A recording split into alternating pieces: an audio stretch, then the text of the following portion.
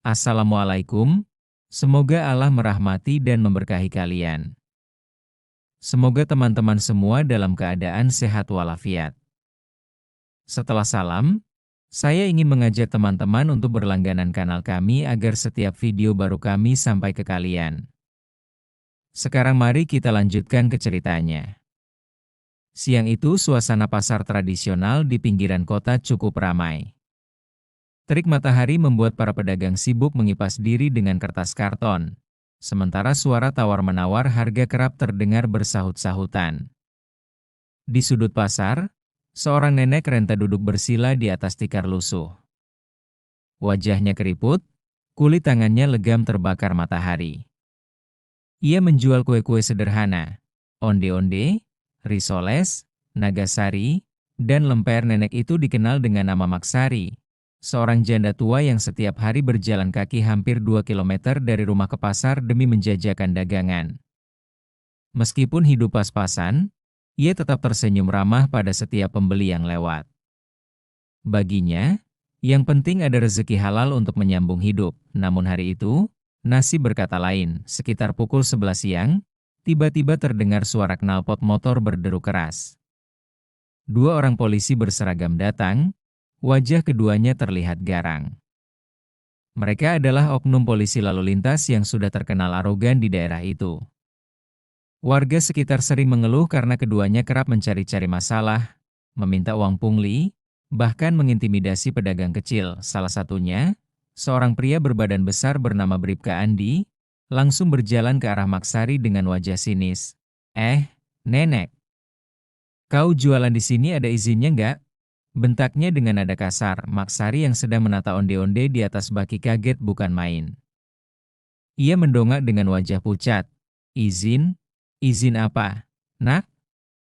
Saya cuma jualan kue di pinggir, nggak ganggu orang kok, jawabnya dengan suara gemetar. Polisi itu malah tertawa mengejek. Ngaku aja. Kalau mau aman, setorlah. Paling nggak 50.000 per hari. Kalau enggak, angkut daganganmu, buang ke got sekalian. Warga sekitar yang melihat mulai berbisik-bisik. Beberapa mencoba mendekat, tapi mundur lagi karena takut dengan arogansi polisi itu. Semua orang tahu, siapapun yang melawan biasanya akan kena masalah. Maksari mencoba meraih dompet kain kecil dari tasnya. Tangannya bergetar hebat. Maaf, nak, nenek cuma dapat segini, katanya sambil mengulurkan uang recehan belasan ribu rupiah. Namun polisi itu malah menepis tangan Maksari dengan kasar. Uang recehan beterbangan ke tanah. Apa ini? Cuma recehan? Jangan main-main sama gue, Nek, teriaknya tanpa ampun. Ia menendang keranjang kue hingga onde-onde dan risoles berhamburan di tanah berdebu. Tidak cukup sampai di situ, tendangannya mendarat ke tubuh Maksari yang rapuh. Nenek itu terhuyung, lalu jatuh tersungkur di jalan tanah pasar. Orang-orang menjerit. Beberapa pedagang perempuan mencoba menolong, tapi polisi itu melotot dan menghardik, "Mundur kalian! Jangan ikut campur kalau nggak mau gue bawa ke kantor sekalian." Suasana pasar mendadak tegang. Anak-anak kecil menangis karena kue-kue yang berceceran diinjak-injak. Seorang bapak parubaya hanya bisa menggelengkan kepala, berkata pelan, "Astagfirullah, tega banget dia sama orang tua." Maksari meringis kesakitan. Nafasnya tersengal, wajahnya penuh debu. Namun dalam hati ia hanya bisa berdoa lirih, "Ya Allah, kalau ini memang ujian, berilah nenek kesabaran." Apa yang tidak diketahui sang polisi arogan itu adalah, nenek sederhana yang ia hina dan tendang hari ini bukanlah nenek biasa. Darah yang mengalir dalam dirinya adalah darah keluarga besar seorang petinggi militer. Ia adalah ibu kandung dari seorang jenderal TNI paling disegani di negeri ini, dan tanpa disadari, kejadian itu sudah direkam oleh salah satu pedagang dengan kamera ponsel. Video tersebut siap menyebar luas, dan badai besar sebentar lagi akan menghantam polisi arogan itu. Kerumunan di pasar masih tegang. Maksari terbaring lemah di atas tanah, tubuhnya gemetar. Onde-onde yang jatuh berserakan bercampur debu dan lumpur. Sebagian hancur terinjak sandal orang-orang yang panik. Polisi arogan bernama Bribka Andi itu masih menatap garang, seolah ingin menunjukkan kekuasaannya. Siapa lagi yang mau ikut campur? Teriaknya sambil menendang baki kue ke pinggir jalan. Namun, di antara kerumunan, seorang pemuda penjual buah sudah sejak tadi merekam kejadian tersebut dengan ponsel. Tangannya bergetar, tapi ia tahu ini harus disimpan. Sambil berbisik pada temannya, ia berkata, "Ini nggak bisa dibiarkan. Polisi model begini harus kena batunya." Tak butuh waktu lama, video berdurasi 2 menit itu tersebar ke media sosial. Judulnya singkat namun menghentak, "Oknum polisi tendang nenek penjual kue di pasar." Komentar warganet langsung meledak. Ribuan orang mengecam tindakan keji tersebut. Nama Bribka Andi jadi trending di berbagai platform. Bahkan, berita online lokal mulai mengangkatnya sebagai headline sore itu. Di rumah sederhana Maksari beberapa jam kemudian, Maksari sudah dibawa pulang oleh tetangga-tetangga baik hati. Wajahnya lebam, lututnya luka. Ia hanya bisa berbaring di dipan kayu tua. Tetangga mencoba menenangkannya. "Sabar ya, Bu, semoga pelaku dapat balasan." Tapi Maksari hanya tersenyum lemah. Nenek ini cuma rakyat kecil. Siapa yang mau bela? Namun tanpa ia sadari, berita itu sudah sampai ke telinga putra kandungnya, Jenderal Arif Pranoto, salah satu perwira tinggi TNI yang dikenal tegas, disegani bahkan oleh pejabat tinggi negeri. Markas besar TNI di ruang kerjanya yang megah, Jenderal Arif baru saja selesai rapat ketika ajudannya masuk sambil membawa tablet. "Laporan penting. Jenderal, sebaiknya Anda lihat ini," katanya dengan suara tegang. Jenderal Arif menatap layar. Video yang sudah viral itu diputar. Dalam hitungan detik, wajah sang jenderal berubah. Sorot matanya tajam, rahangnya mengeras. Itu ibunya. Ibunya sendiri, wanita renta yang dengan susah payah membesarkannya sejak kecil, kini diinjak harga dirinya di depan umum oleh seorang polisi jalanan. Suasana ruangan langsung hening. Para perwira yang hadir merasakan hawa dingin menyelimuti ruangan. Mereka tahu, jika Jenderal Arif sudah diam, artinya badai besar akan segera datang. Dengan suara berat, ia berkata, "Siapkan kendaraan. Malam ini juga kita ke kota itu. Saya ingin bertemu langsung dengan ibu saya, dan dengan aparat yang sudah mempermalukannya." Di kantor polisi sektor pasar sementara itu, Bribka Andi masih santai duduk di pos polisi kecil bersama rekannya. Mereka tertawa sambil minum kopi, seolah tak terjadi apa-apa. "Ah, paling cuma ribut sebentar. Besok juga reda. Siapa sih peduli sama nenek pasar?" katanya sambil tertawa sinis. Tapi ia tak tahu, telepon-telepon dari atasan sudah berdering. Nama mereka sudah masuk dalam laporan. Bahkan, kabarnya seorang jenderal TNI besar akan turun tangan langsung. Malam itu, sekitar pukul 9 malam, iring-iringan mobil dinas berplat merah masuk ke kota kecil itu. Suara sirene tak terdengar, tapi aura kewibawaan memancar dari setiap kendaraan yang berhenti di depan rumah sederhana Maksari. Warga sekitar keluar berbondong-bondong, penasaran. Mereka tercengang ketika melihat seorang pria berusia sekitar 50-an, berseragam lengkap dengan tanda bintang di pundaknya, turun dari mobil. Itulah Jenderal Arif Pranoto. Tanpa banyak bicara, ia berlari kecil menuju rumah ibunya. Begitu masuk, hatinya langsung hancur melihat kondisi Maksari. Wajah sang ibu lebam, tubuhnya gemetar, tapi tetap tersenyum begitu melihat anak sulungnya datang. "Arif, kamu pulang juga?" ucap Maksari lirih. Jenderal Arif berlutut di samping dipan, menggenggam tangan ibunya. Matanya basah.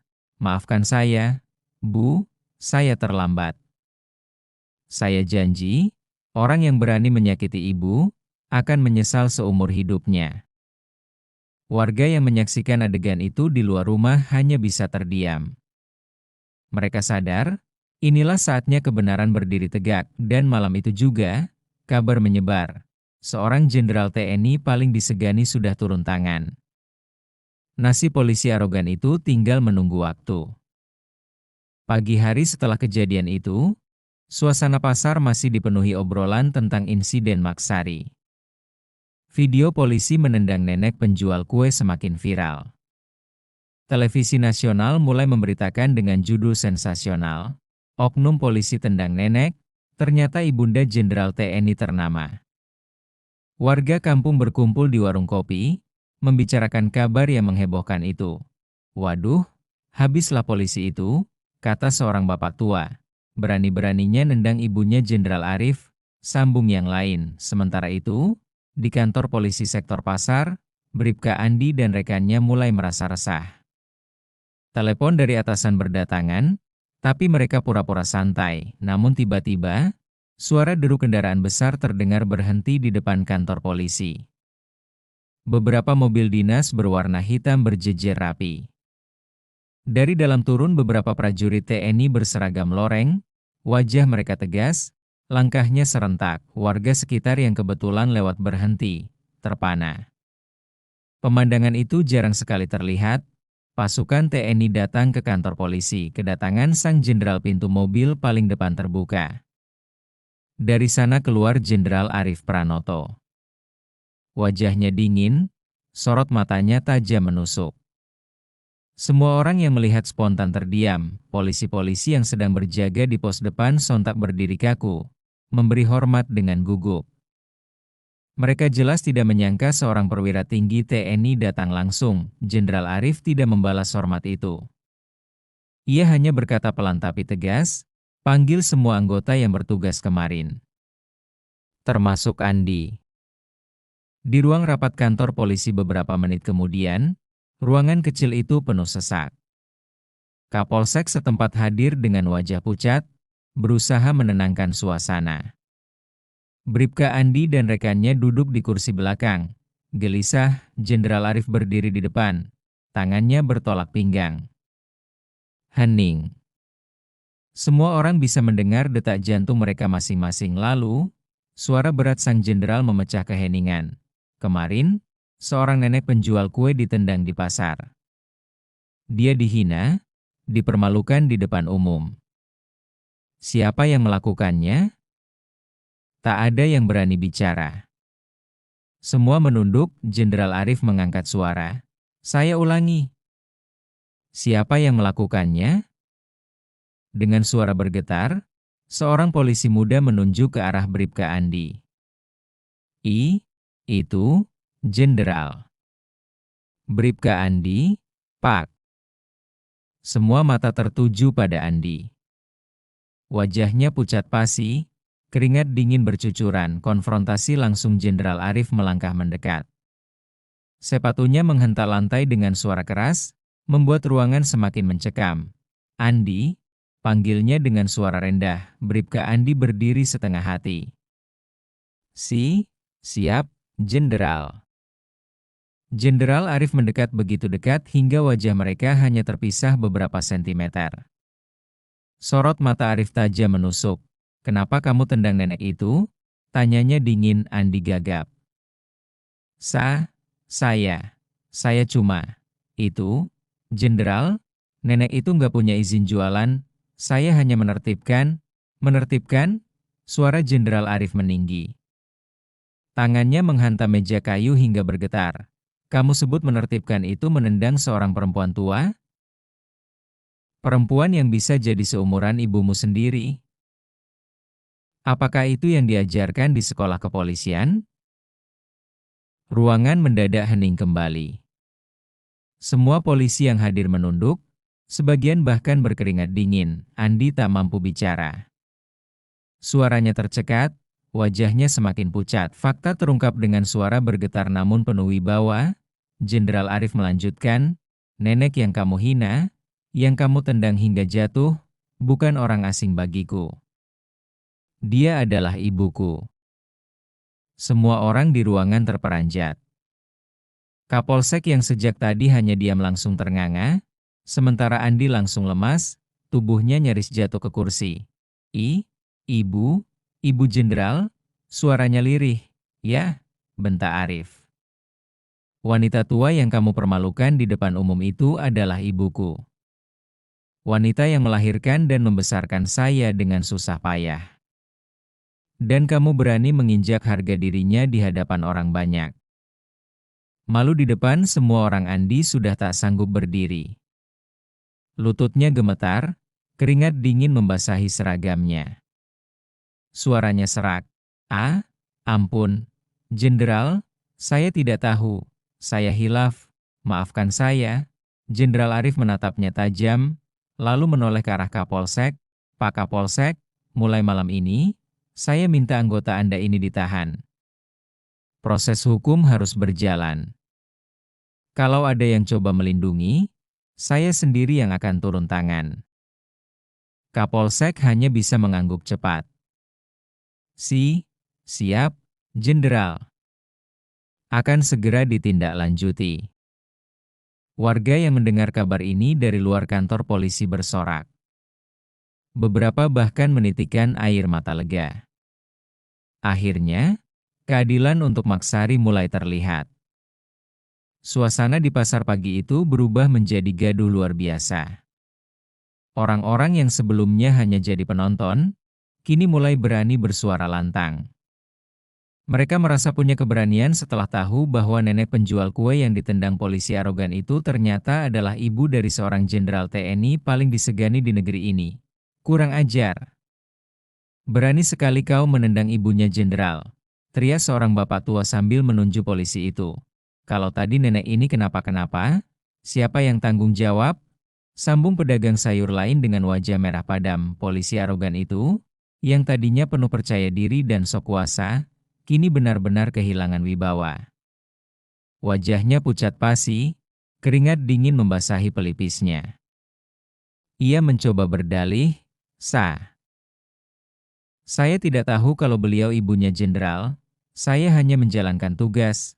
Tapi ucapannya langsung dipotong oleh suara berat penuh wibawa dari belakang. "Kalau kau benar-benar menjalankan tugas, apakah tugas seorang polisi adalah menendang nenek-nenek yang mencari nafkah halal?" Semua orang menoleh. Dari kerumunan, tampak seorang pria gagah dengan seragam loreng TNI datang, diikuti beberapa anggota pengawal. Dialah Letnan Jenderal Surya, sosok yang terkenal tegas, ditakuti lawan, namun disegani oleh rakyat.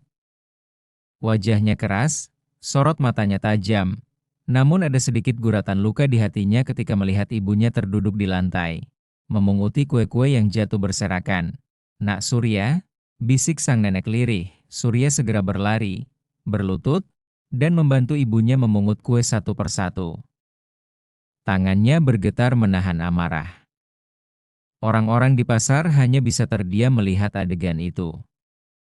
Jenderal yang ditakuti di medan perang ternyata begitu lembut di hadapan ibunya. Setelah memastikan ibunya baik-baik saja, Surya berdiri tegak menghadap polisi arogan itu. Nadanya dingin, setiap katanya terasa seperti petir yang menggelegar. "Namamu siapa? Pangkatmu apa?" Polisi itu menunduk, suaranya nyaris tak terdengar. "Bribka Andi, Jenderal." Surya mendekat, menatap langsung ke matanya. "Bribka Andi. Ingat baik-baik. Seragam yang kau pakai itu bukan untuk dipakai menindas rakyat. Bukan untuk menyombongkan diri. Seragam itu amanah. Kalau kau gunakan untuk menyakiti orang kecil, apalagi seorang ibu tua, maka kau tidak pantas lagi menyebut dirimu penegak hukum." Bribka Andi gemetar. Ia berusaha meminta maaf, "Jenderal, saya hilaf, saya minta ampun. Tolong beri saya kesempatan sekali lagi." Namun Surya tak terpengaruh. Ia melirik salah satu pengawalnya, bawa dia ke markas. Proses sesuai hukum militer polisi yang berlaku. Tidak ada yang kebal hukum. Siapkan juga laporan lengkap ke atasannya. Saya akan kawal kasus ini sampai tuntas. Beberapa anggota langsung meringkus Bribka Andi. Polisi arogan itu hanya bisa tertunduk, menyesali nasibnya. Wajahnya penuh ketakutan membayangkan karirnya yang hancur seketika. Di sisi lain, Surya kembali menoleh ke ibunya. Ia membantu sang nenek berdiri, lalu berkata lembut, "Ibu, maafkan anakmu, aku terlambat datang." Kalau aku tahu lebih cepat, nenek itu tersenyum kecil, meski matanya masih berkaca-kaca. Sudahlah, nak. Ibu baik-baik saja. Yang penting jangan biarkan rakyat kecil lain diperlakukan seperti ini. Mereka tidak punya siapa-siapa untuk membela. Jadilah pelindung, bukan penindas. Kata-kata sang ibu itu membuat Surya menunduk, menahan air mata. Ucapan sederhana itu lebih kuat daripada 1000 perintah di medan perang. Ia berjanji dalam hati, akan terus berjuang bukan hanya untuk negara, tapi juga untuk rakyat kecil yang sering jadi korban kesewenang-wenangan. Pasar pun kembali ramai, namun dengan cerita baru yang akan dikenang orang-orang. Bahwa hari itu, kesombongan seorang polisi arogan runtuh di hadapan seorang nenek penjual kue, yang ternyata ibu dari jenderal paling disegani, dan sejak kejadian itu, tidak ada lagi polisi yang berani semena-mena di daerah tersebut. Cerita tentang nenek penjual kue dan anaknya sang jenderal menyebar ke seluruh penjuru, menjadi pelajaran bahwa kesombongan dan arogansi pada akhirnya akan tumbang oleh kebenaran dan keadilan.